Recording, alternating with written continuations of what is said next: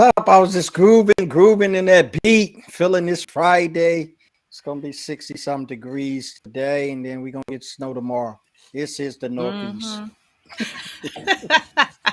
We're gonna This is get the that Northeast. snow. Oh Yeah, Lord. so I it was is I don't what know it if I is. was ready.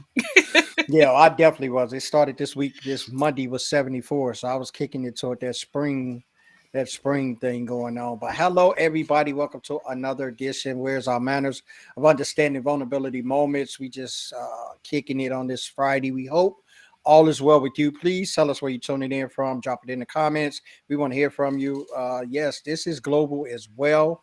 That's what we do. We do global stuff. We're not local. We global. So this is what we do. So we want to hear where you guys are tuning in from. We also want to hear you guys drop in your questions, your comments, your thoughts, your shares, all of that. Put that in the comment section because we do go back and check it for our hashtag replay people.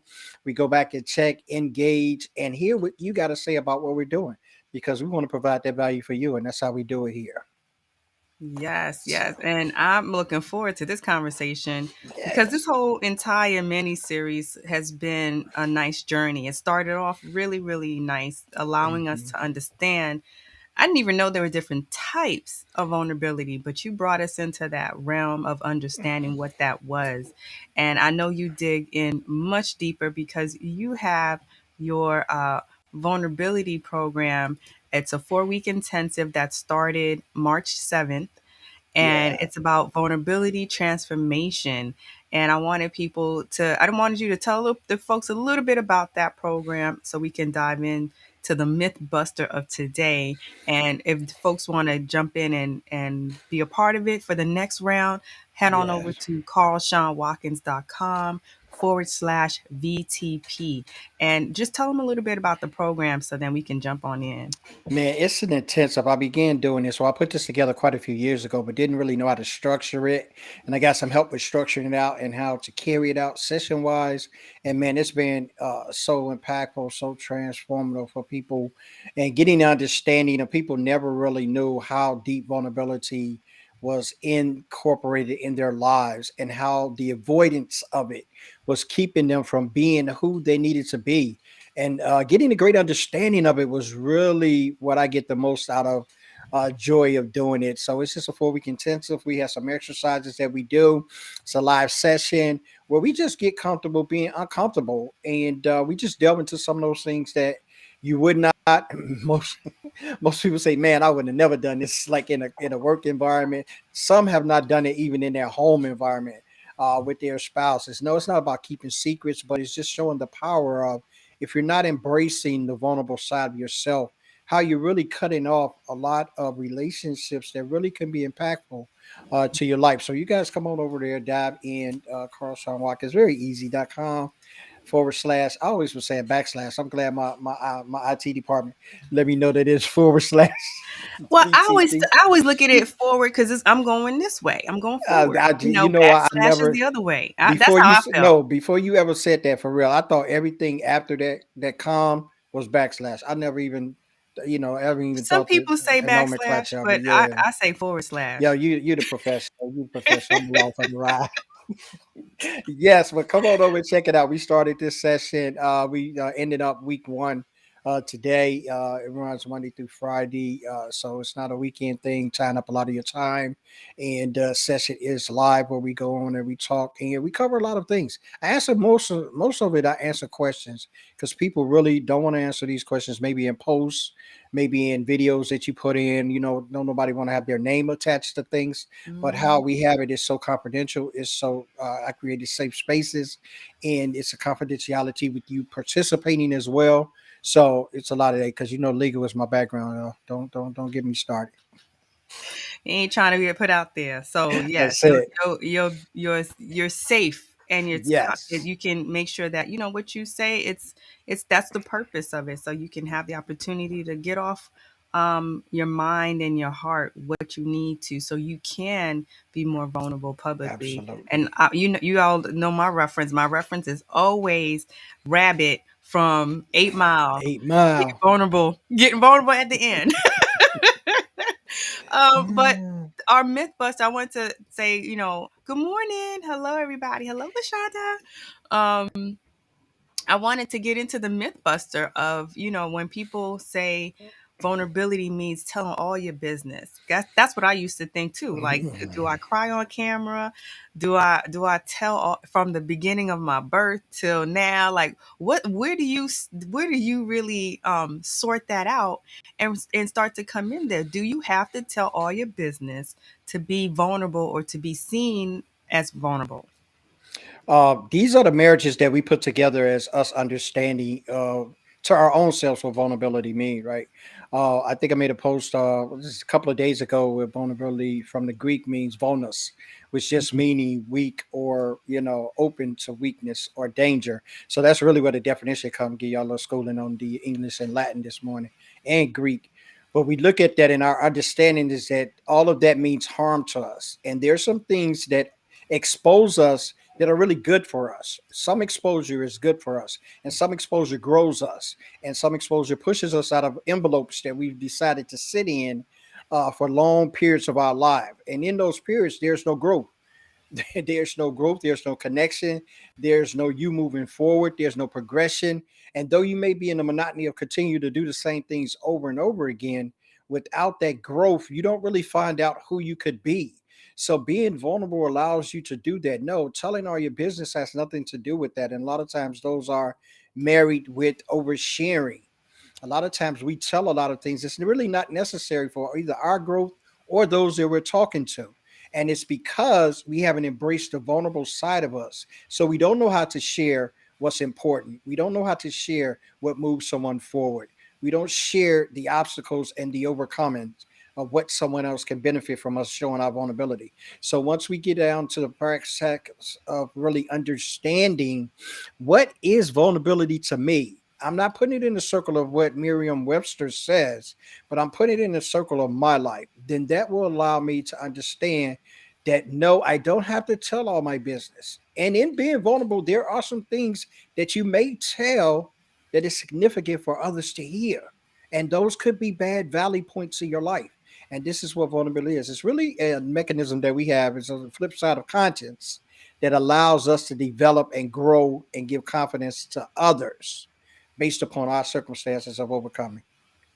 Yes, and I love that because once you can do that, then you're getting comfortable with being uncomfortable. You love to say Oh that yeah, too. yes, So yes, yes. and that's a huge part of the whole spectrum of your journey and sharing your journey, especially if you're in corporate or if you're running your own business or creating a stamp or start point for your own business. You want to be able to share what's relevant but allow people to see, you know what, I get you, I understand where you're coming from. I can do the work, I can do the job because I understand where you need to be next.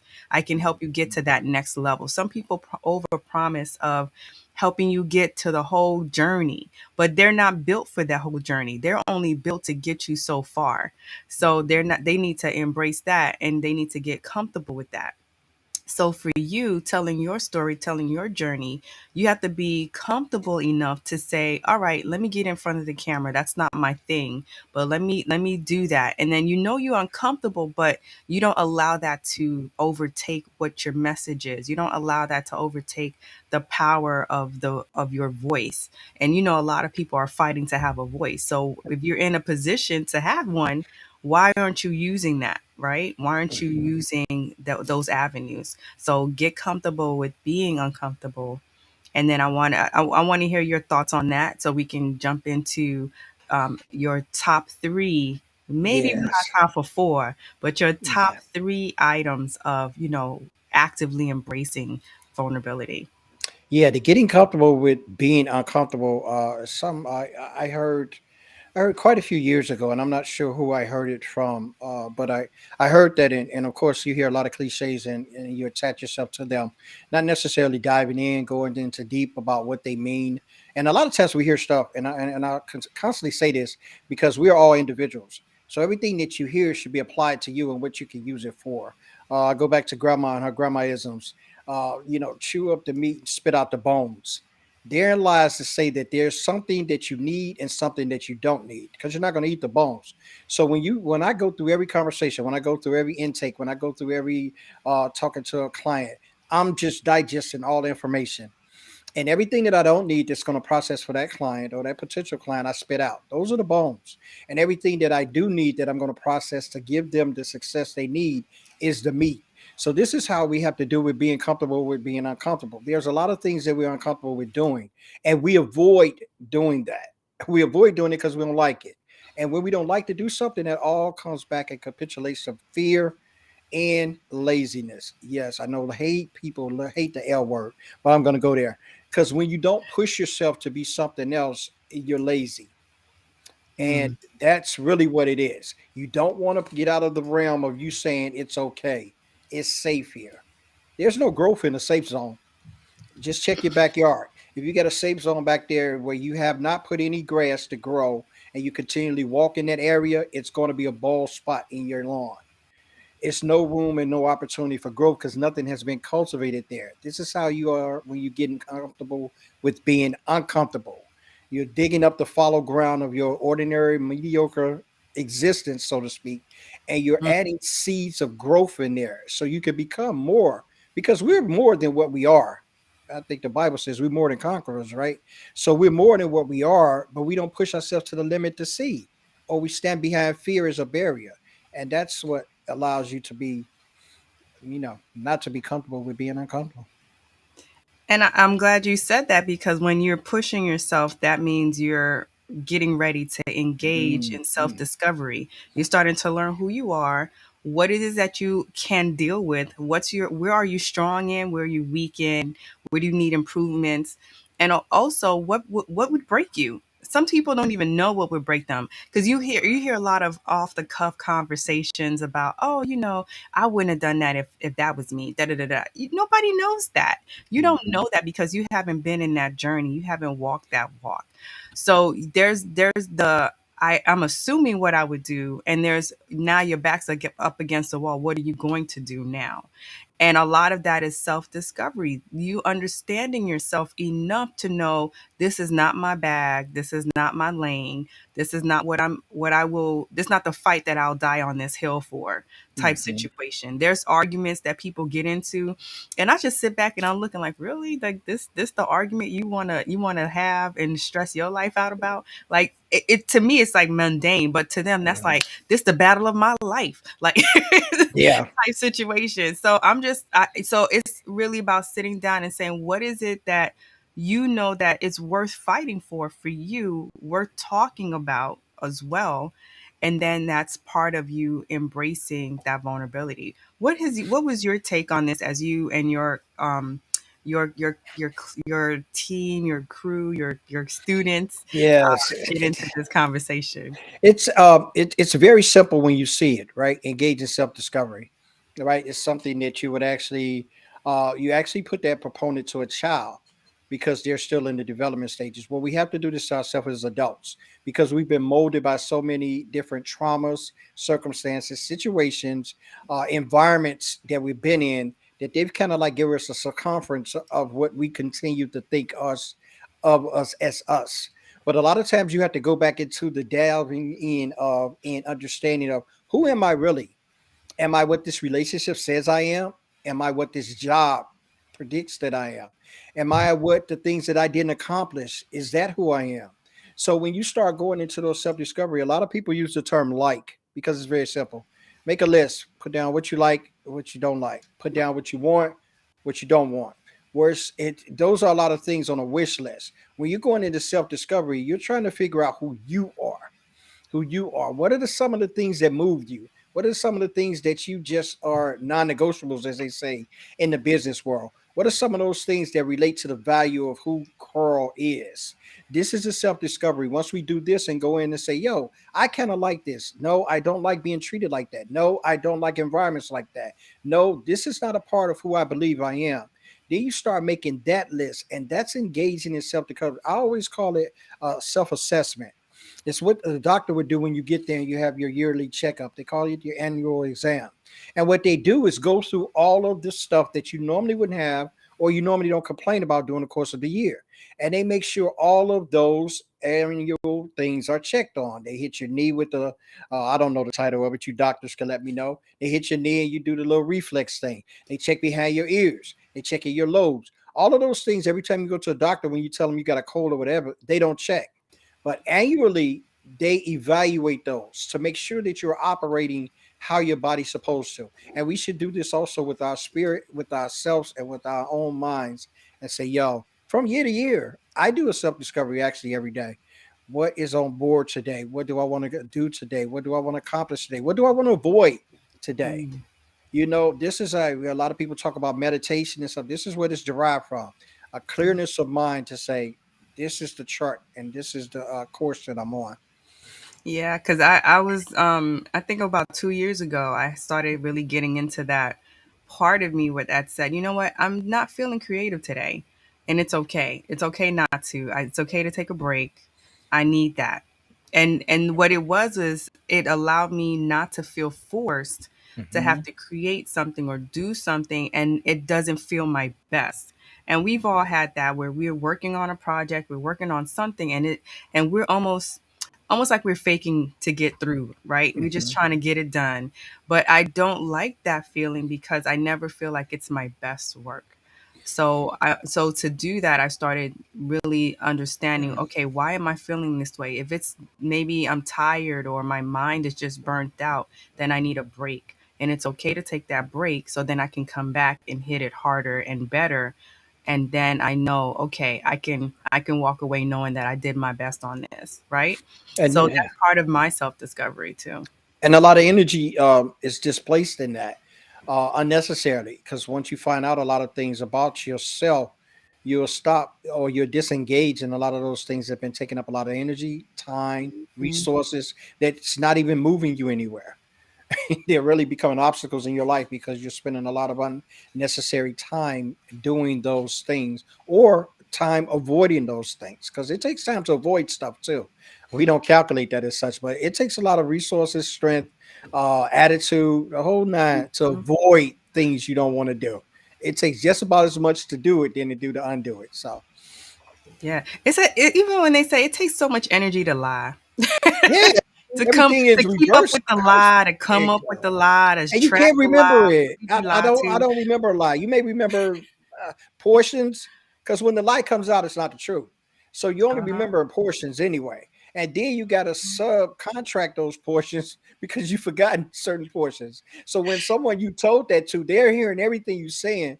It's not being a mixed puzzle to them. They're not being able to put the pieces together. But you're studying, Yes. going along with it. This is how it happens when you don't when you don't engage in self And when they discovery. get caught out there, they're like, "I didn't say that." I And, didn't and say so that. now, what the intent is to mess with the mind of the person they lied to. Yeah, trying to make you seem Them. like you crazy. Yeah, So okay. it's like, we're not doing that. So part of the once you have the self discovery down, Hmm. you go into owning your story because we already talked about the story that you Yes. have, the story that you tell. That's your journey. That's Hmm. all the stuff that you've been through in your life and your experience. So whatever it is in that particular realm that you want to share and help others through, that's where your journey comes through. That's where your story comes through. So owning your story comes after you embrace yourself or you engage in the self discovery part of it. So Hmm. how do you help folks get through that and start to own their story, no matter if it's good or bad? And see, I'm glad you went there because that's exactly where I was going. We own good. It's just our nature and its preservation. Mhm. We're gonna own everything good because we're ego, we're flesh. We're gonna own all those things that we accomplish. We're gonna own all of those things. And I know people say this imposter syndrome, whatever. I don't see anybody with imposter syndrome turn down certificates, awards, all those kind of things that's presented to them. So that's out the window with that.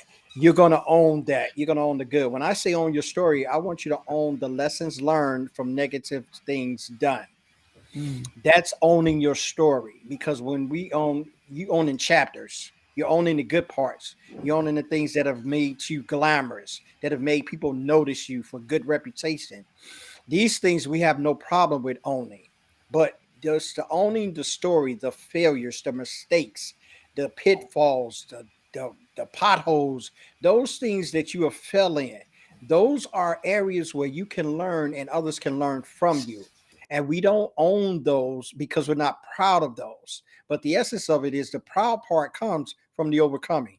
So when you come through that portion, there's a proudness there that should make you own that. I'm not where I used to be. So these are the kind of things and the cliches that you may hear people say. But owning your story is far more than just, oh man, I had some good times. I had some greatness. I had some stuff go on. And my life, owning your story is those valleys when things wasn't going right, when it was raining all the time, when it was dark clouds, when I didn't see how I was going to make it. So I kept on. I persisted. I've been this one that just overcame. I stayed encouraged. I looked for help. I asked for help. Those are the points that you want to own in your story that's going to be great ammunition for those you share it with. And they're going to be empowered by that to make transformation and change in their life. It's amazing when you hear someone's story, and I've shared my story a couple of times, and I've had people move to tears when I go into the depthness of my story. And some points I shared, not for the midst of looking for that to happen, but when you see those breaking heart moments where someone feels that, you've known you've owned your story because it has come that powerful to someone else is moving them in their life. And if we're not owning our story to that, we're not owning our story. We're not. And I'm just here to tell you that you're not. The little parts you share that think oh, this is going to shine some light on me. I'm going to look great. That's all a facade. It's not owning your story. You still in self. You still in yourself. And don't make up pieces Oh my God, I ain't even go to to that get part. better. I'm hoping you sharing the real. I didn't even go That's what to I'm that. saying. But I think we need to, because I want to make sure we talk on the other 2 points you have. But I just Yeah. want to say, and we could probably bring this up in our next issue or part of this from part Hmm. 3. We could talk about this, but there's people who feel like, their story isn't, uh I want to say, tear jerking enough or connecting enough. So what they do is they make up pieces. Oh They yeah. add stuff to They it. get They the they want Hollywood. they want people they want people to fall in love with them, and they make up things, or they take stories from other folks. Hmm. Story that's not yours. And you're telling it Mm. as you've been through it, you went through this, and like I said, in one of our other shows, there's people who lie about having cancer battles. There's people who Mm. lie about having who about being broke or about going through divorce, and it's weird. It's like the things that I've heard people lie about is super weird to me, Mhm. because I'm just saying, why would you even go there? Because some of the things are devastating, and they're just doing it so they can get the spotlight, so they can get attention, so they can feel like they're doing something in the world or making a difference. But how can you make a difference through a lie?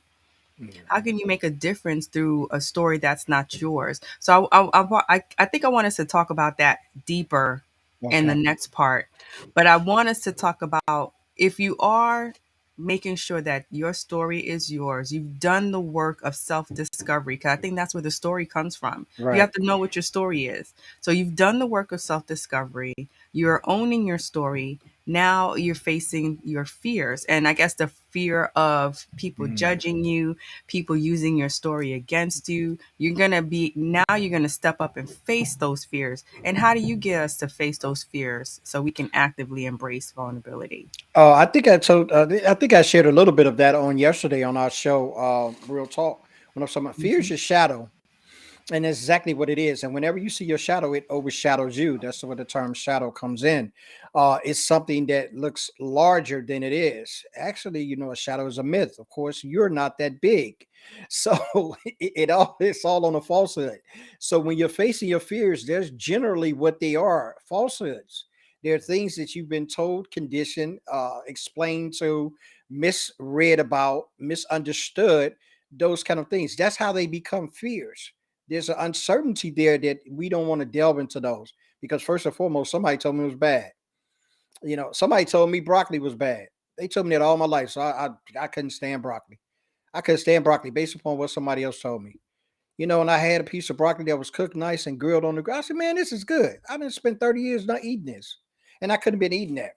This is how you realize once you face a fear. You're like, oh my God, that kept me from doing that for that long. You really, are you kidding me? You really, you got to be kidding me. It's kept me from that. And I'm not to say that fears, you having fears are not powerful. They're very powerful. Fears have stopped a lot of people from becoming who they could really be. Fears right now have a lot of people trapped and not making decisions that will be better for them for the future. So fear is very real, and I'm not discounting that. But when you're able to face those fears, there's an empowerment that no one can take away from you. There's a stand upness, I call it, in yourself to say, yo, I face that. I did that. No one has aided me in that. No one is guiding me in that. No one can lie to me continuously and say my shadow is larger than me. You face the fears. And once you face the fears after owning your story, you can stand with that. You can back up your story. You're confident in who you are because it's all a part of building confidence. We lack confidence in ourselves and we're always looking for someone else to validate us. I don't care who you are. Let's say that again. Celebrity, star, yes, they have shadows. They cast shadows while others are looking at them. We are always looking for somebody to validate us. And it started in our childhoods from mom and dad. We do things to get their validation, to validate and credit our ability to be who we are. And that continues the cycle all the way through. We get to the point of where we are as adults. So when we look at that and we have that as an understanding, we know that the validation comes from us. If we can stand and face our fears, then we know that I'm standing in who I am, I'm standing in who I will be, and you have to respect that. Are you gonna have a lot of friends behind it? May not, but you can have a lot of friends when you was born, right? You have none. You know what I'm saying? Like my grandma say, "Boy, you came in this world naked. You go out naked." So don't think they put nothing in the casket that you done bought and you think they gonna keep. Because if the people in your Oh, family don't take it, the ones that's burying you going to make sure they take it. So, and well, that, they say definitely it's not the Pharaoh times oh where no, allegedly they put all your stuff there, yeah, they which ain't put it. we don't know what they siphoned out. Go dig up Pharaoh. I bet a few of them. I bet they ain't put all of that mummy stuff up in there with him either. Go Well, dig don't them up. forget. Well, we'll go into that later because we could talk about the people who dug him up already and snatch his stuff. So we ain't gonna talk about Yes, that. But yes. but I want to say yes. While you facing your fears, that's putting you in a position because we're wrapping this up. So I Hmm. want to touch a little bit because you talk about six of these 6 steps, and Yeah. what we didn't go through them in order because there's a couple of things we didn't put in the list, but there's 6 full things that you do that are actively you're helping your clients actively embrace vulnerability. And I Hmm. wanted to touch just a little bit on the last one. And before we do that, I want folks to know, if you know that what you hearing you loving and you want to be part of understanding and transforming through vulnerability, jump into Carl's course. It's carlshawnwatkins.com/VTP. V is in Victor, T is in Teddy, P is in Peter, honey. That's it. Get it. Vulnerability Transformation Program. It's a 4-week intensive. He goes through all of this in depth, and people are loving it so far. So, what, Hmm. we getting ready for round 4 coming up? Yes, for April, the next class, April, I think the second, whatever that first Monday is in April. I'm trying to start it on the first Monday of the month. So whatever See? that first Monday So, is, and it's 4 weeks. It's 4 weeks, and we do a quick session, and we get homework. Yeah, I know you don't like homework, right? Homework is what makes you grow. When they gave you stuff to go home to do as students, it was supposed to improve your growth from the classroom. So that's I just want to give y'all that on the school lesson because I know a lot of y'all didn't do your homework, so your dog ate it and all that and I kind of would say it's really homework is really that action task for yes, you it to really do, is. for you to remember it, for you to put it into practice. It's the immediate action that you're taking to make sure that not only do you understand what you just Hmm. went through, but You're you can implementing do it. it again. You can do it Hmm. again. You can do it again. So yes, I say let's leave out homework and say Hmm. these are your action Life work. tasks. He I gives you actually call it life action work. tasks and life Yeah, work. action check. Okay. Yeah. So I just wanted to touch a little bit on the embrace the uncertainty. And this is where he goes deeper in with the program. But when you're embracing the uncertainty, give them a little bit of what that is. Embracing the uncertainty is the finished product. It's what you're going to continue to do after you've embraced vulnerability. There's going to be those that see the change in you. They're going to see the transformation in you. They're going to see you be bolder in things that you weren't before. And it's going to be highly noticeable. The confidence is going to be there. The character building is going to be there. All of those things that you have saw or maybe wish when seeing others, they're going to be activated in you. And that's going to bring about an uncertainty of your relationships with people you had with before, because you're going to be a new you. And though you're going to look the same, and though you're going to, not get any cosmetic changes, the power that's going to come from that is your walk, your stance. You know what I mean? You're going to stand with the erectness of saying that, yo, this is I am. I'm not going to crouch over. I'm looking people in the eye. All of those things are are part of embracing that uncertainty, and that's going to give you power to deal with those that are in those circumstances that are in your way. That they saw you before as maybe this weakling, maybe someone they could walk over, maybe someone that they thought they could say all kind of comments to you, maybe off remarks. We have a lot of people that really don't respect us, but they put it behind the facade of, "So I was just joking with you. I was just playing. They cosmetic it to death. I ain't really mean that. Child, I'm just playing." People say what they mean about you all the time. And I used to hear people say, "Oh, the truth come out when you're drunk." The truth come out in conversations. They don't have to be drunk. All you have to do is listen. People are telling you about you all the time. And it's what you hear that will make the difference. Because if I'm hearing somebody say I talk too much, and I'm hearing somebody else say I talk too much, I must talk too much. So these are the things. These are the things that that come into play. So embracing your uncertainty does that. It just gives you the power to move forward in the things that you've learned about yourself. And Yes, and I would say for me, I take it as embracing what people might think about you when mhm, you're sharing.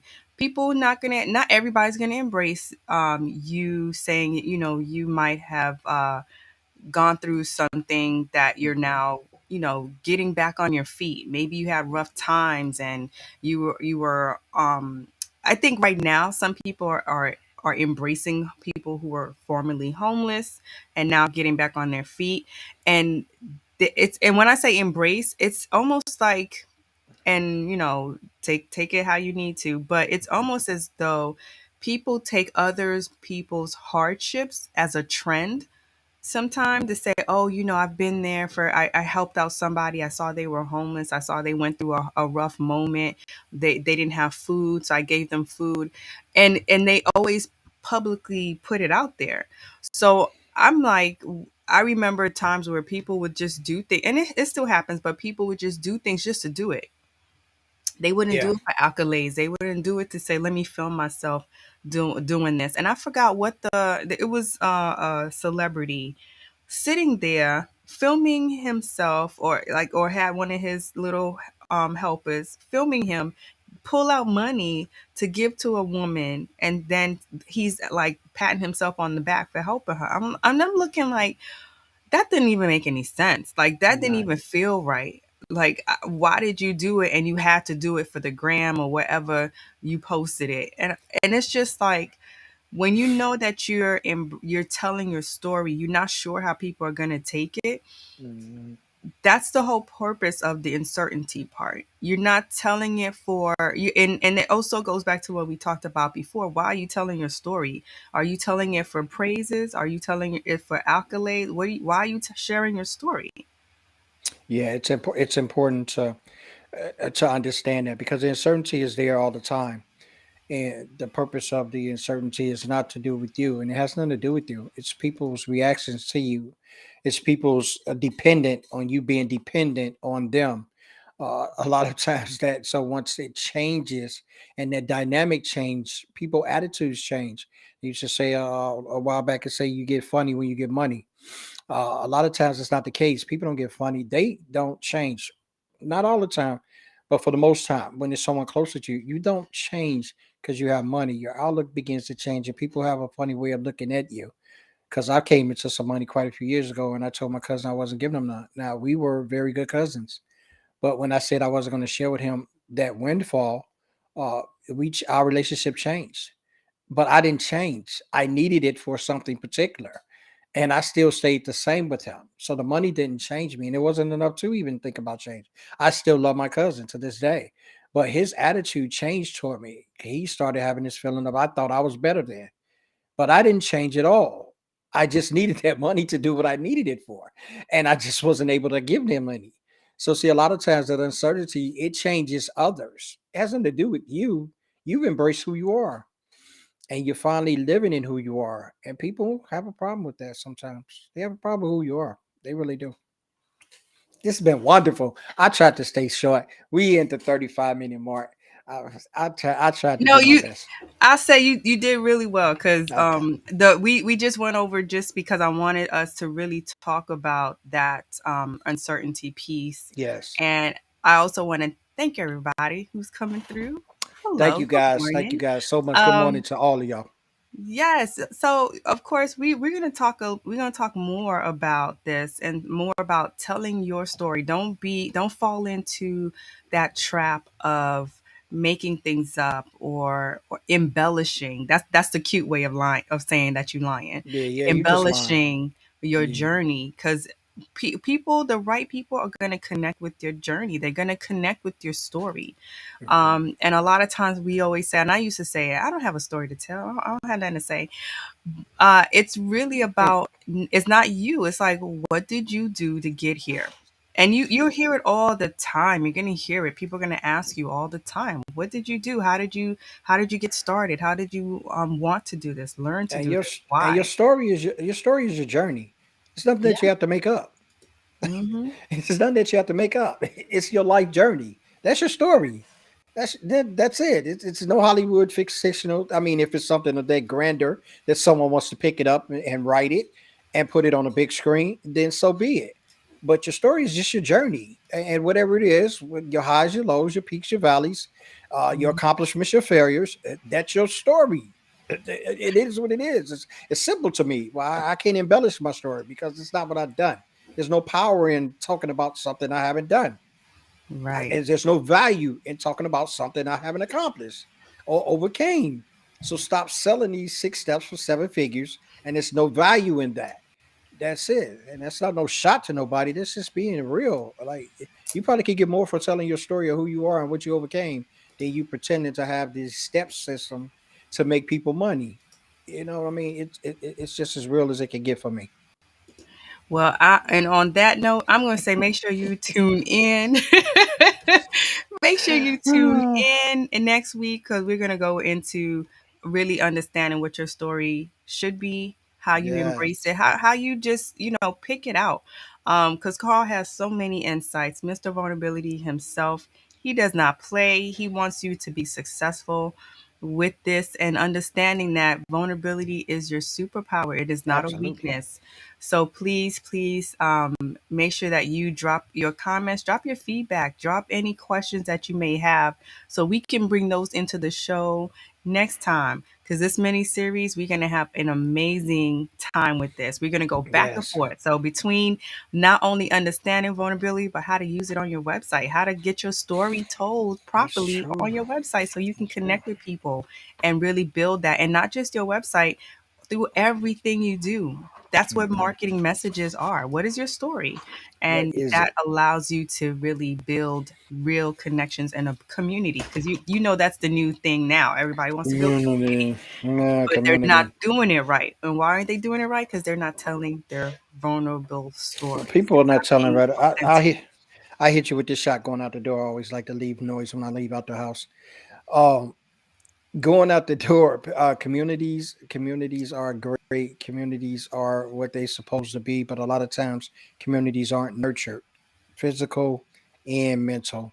They aren't nurtured. And though we start these and we have so many groups and stuff, people are quick to grab groups because they got it available. They got the technology available. You can send people a whole bunch of stuff, have them come and sit. But when they're not nurtured, they're not community. So I don't Mhm. care how many people you have sitting in something you've created. If you're not nurturing that, it's not a community. And this is where we do that. We build these communities in the essence of thinking it's a gateway to financial freedom. But Right. communities is actually a gateway of nurturing those around you so you can reap the benefits of just being in their presence. That's what community is. You don't move into a neighborhood and say, "Oh, I'm gonna come live in this neighborhood because it's just a nice neighborhood." Something goes on in that neighborhood that makes you feel a part of that, and that neighborhood becomes a community. same as when you get on these sites. So if you're looking for communities, no, me and Charlene, we don't have communities. We build it right here every day with the people that we talk to. Mhm. This is And our we want to community. build it right because we That's we it. were there. We started things and Oh, we ain't we're gonna like, talk about okay, that. this don't feel right. It don't feel right, but we're like, okay, you know what? We're gonna start over. We're gonna do it right. Hmm. So that's what all of this is. It's not only helping you, it's helping us too, right? We all want to do Yeah. better. So how do you do better? You do better by learning what are these steps? How can we really take action in that? And make sure that if you are watching live, keep tuning in. It's going through, you can jump into our lives and watch the replays too at brooklynCustomDesigns.com/live dash miniseries. That's where you're going to Yes. find our latest replay, our latest show to watch. And stay in the know, stay in the comments, and let Mm. us know what's going on. Let us know what your thoughts are, and Yeah. we will Share catch your y'all. thoughts because we want to hear them. We want to hear them. We want to hear what you think. Want to hear your thoughts on it. What do you think vulnerability is? What is Yeah. it to you? How do you think it can move you? Do you think it can move you? If there's a misunderstanding in what it is, yeah, we want to Mhm. definitely hear from you. We appreciate you Yeah. So guys. we can't wait to see y'all next Friday. Next Friday, deuces. Have a great weekend, everybody.